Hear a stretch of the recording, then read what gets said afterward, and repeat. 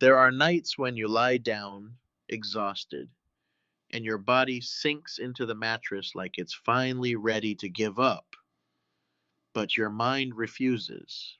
It starts with one small thought, a memory you didn't ask for, a worry that wasn't invited, a possibility you never planned to entertain.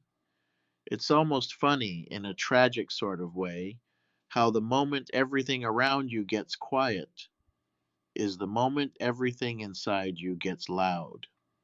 And the more you beg your mind to stop, the faster it runs. Like a child who panics when the lights go off, reaching for anything it can hold, even if it hurts. You've probably asked yourself why. Why, when you're tired, when you've given all you can, when you've done nothing wrong today? Your mind still fights you. But the truth is simple. Your mind doesn't trust silence. Somewhere along the way, you learned that being still was dangerous. Maybe because silence meant you had to face something. Maybe because peace felt unfamiliar. Maybe because racing thoughts were the only proof you were still in control. And so the mind keeps moving. It replays conversations. It imagines disasters. It revisits old wounds as if reopening them will finally make them heal. It convinces you that rest is something you must earn, and you never feel like you've earned enough. But here's the part most people never notice: the mind doesn't run because it's strong, it runs because it's scared.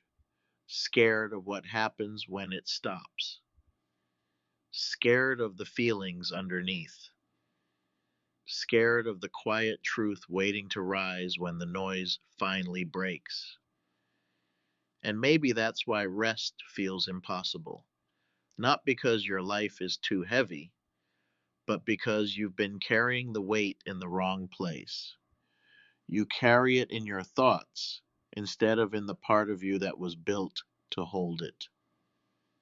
There is a moment, tiny but unmistakable, when you realize you've been trying to think your way out of feelings that only dissolve when you stop thinking. And perhaps the mind knows this. Perhaps that's why it runs even harder when you get close to peace.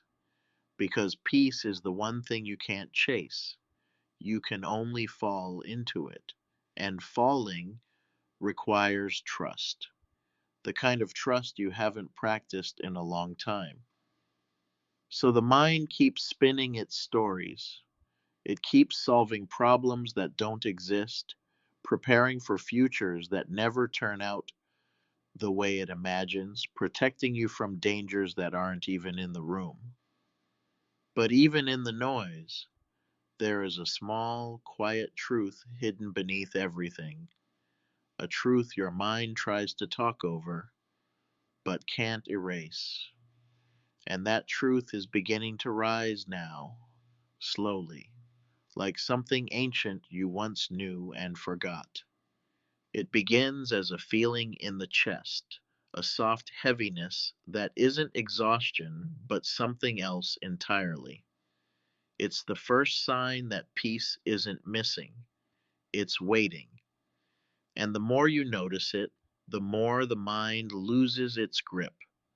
The endless thoughts start to sound less like threats and more like echoes.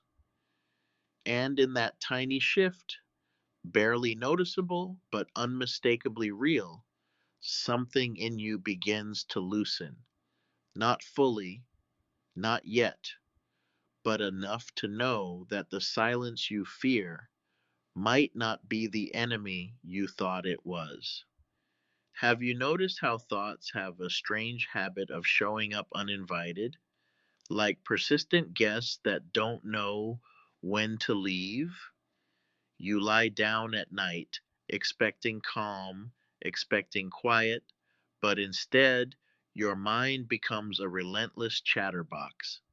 It replays conversations you wish hadn't happened, worries about tomorrow's work, the relentless what ifs of life like a radio stuck on a loop. And the more you try to silence it, the louder it gets. There's a subtle, almost cruel irony in that, isn't there? The harder you chase peace, the further it runs. Somewhere along the way, we learned that our thoughts define us. We became convinced that if we could just control them, we could finally rest. But peace isn't about controlling thoughts. It's about noticing them without getting caught in the drama they create. Imagine standing on a riverbank. The river flows with all manner of debris, leaves, sticks, the occasional lost shoe. You don't stop the river, and yet you can watch it and feel yourself separate from the rush. Thoughts are like that river. You are not the river. You are the observer of the river. And the observer has always been there. Yet the human mind resists this simplicity. There's something in us that clings, something that believes if we just push hard enough, if we just plan, anticipate, or fix, then the mind will obey. And so we invent endless strategies, meditation apps, breathing exercises, journals, affirmations, tools designed to calm the storm. And they work for a while. But the mind is clever. It knows how to sneak back in when we are distracted. Like a cat, it returns to the same spot, demanding attention. And when it does, we panic, thinking, why can't I just rest? Why am I always thinking? There's a peculiar kind of suffering that doesn't come from life itself, but from the mind. You felt it. You wake up, maybe even after a full night of sleep, and your thoughts are still buzzing, still spinning like a carousel that won't stop. You can't remember why it started, but somehow it matters. You feel trapped inside a room where the walls are made of worry, regret, and what ifs. And no matter how hard you try to quiet it, the mind just won't. We have been taught that rest is something to be earned, that we deserve it only after doing, achieving, or being good enough. And so, even when our bodies are exhausted, the mind whispers, you are not enough. You must do more. You must fix yourself. It's exhausting. And yet, what if rest doesn't come from fixing the mind, but from noticing it? Imagine for a moment that the mind isn't a tyrant at all. Imagine it as a messenger, a storyteller, a restless companion who only knows one way to speak: through thought. Thoughts arise like waves on a stormy sea, some gentle, some violent, some meaningless, some profound. And here's the revelation: you are not the waves, you are the sky above them. You are the observer of the storm. This is the paradox. The more we try to silence the mind, the louder it becomes. But the moment we stop struggling and simply notice it, the tone changes. The chaotic waves of thought are still there, but now they are actors on a stage, and you are sitting in the audience.